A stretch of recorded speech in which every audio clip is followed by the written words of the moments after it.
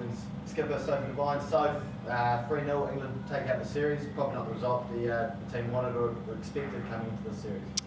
No, but I think we've got to be realistic that they played some fantastic cricket for extended periods of time and we haven't. So we didn't deserve to win, if we're being brutally honest. We were outplayed in all facets, I think, if we're honest with that.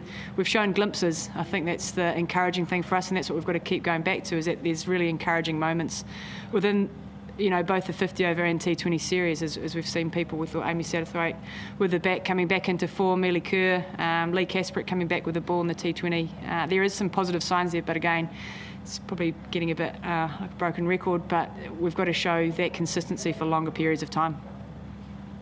Like you say, there was in the field there, I mean, there was a few drop chances given, but there was a better energy in the park today. Did you feel that out in the middle? Yeah, and it's actually something we spoke about before the game today, is we wanted to see things that were tangible, measurable from the group, and I thought the girls were outstanding with that. Absolutely, you said that a few drop chances and missed opportunities, but there was also some excellent pieces of fielding as well. I thought Mealy Kerr's catch there and Kate Ibrahim as well with a key run out of Nat Siver was outstanding. So again, it goes back to that. We've shown glimpses of it and we can do it. But it's taking all your opportunities, because come crunch games you can't miss opportunities like that.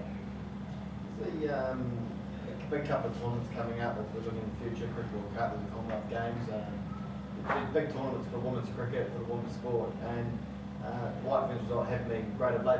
It's sort of a journey, isn't it? So you're working towards those big tournaments, I'd imagine? Yeah, it is, and that's what we spoke about before this series, is it is a journey for us. As you say, there's huge tournaments coming up, obviously a World Cup at home, and then Commonwealth Games, the first time ever for females to be participating in that. So there's some huge pinnacle events coming up for us, and we've looked at it through that lens, is that this is a long-term journey for us, and we're not going to get it right from the start.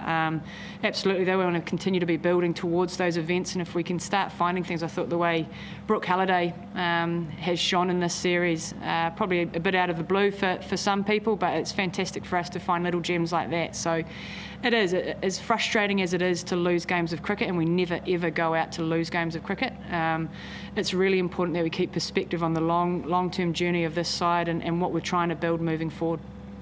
There's a senior player on the side, and obviously the skipper as well. I imagine you'd be a bit frustrated or disappointed with your efforts with the bat of late. I know you set high standards, and that's probably not where you wanted it to be of late. Oh, I'm gutted with my performances. I think, though, as cricketers, we all go through these little slumps, whether it's form or just not scoring runs. For me, it's about going back to basics and trusting my game. I think, I look back not even a month ago and I was scoring runs pretty freely in domestic cricket, so it's not as though I can't do it. But these are troubles and struggles that cricketers at all levels will go through, not just with the bat but with the ball as well. So for me, it's going back to my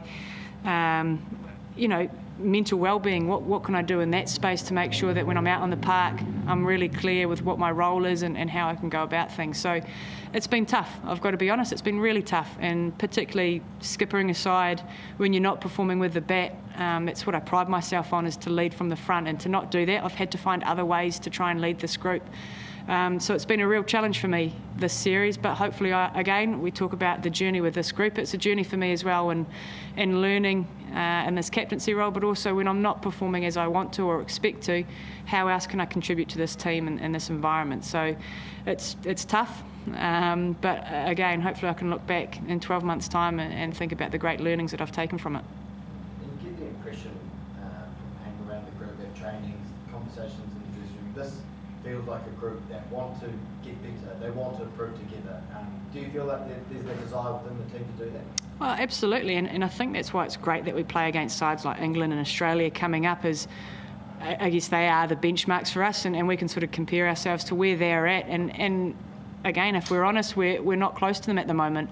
We've shown glimpses, and when we get it right, we can compete and we can take games off these sides. But for us, it's about going back to the drawing board in terms of what skills do we actually need to do to be able to compete with these sides, and what do they do well for extended periods of time in games of cricket. So it's fantastic learning for us. Again, it's hard to lose games of cricket, but this group it's really open to learning and to trying new things. And I think the way that Bob Carter and his support staff have led this group, it's not easy as players. It can't be easy for support staff either. So we keep trying hard and trying to tweak things as we go along.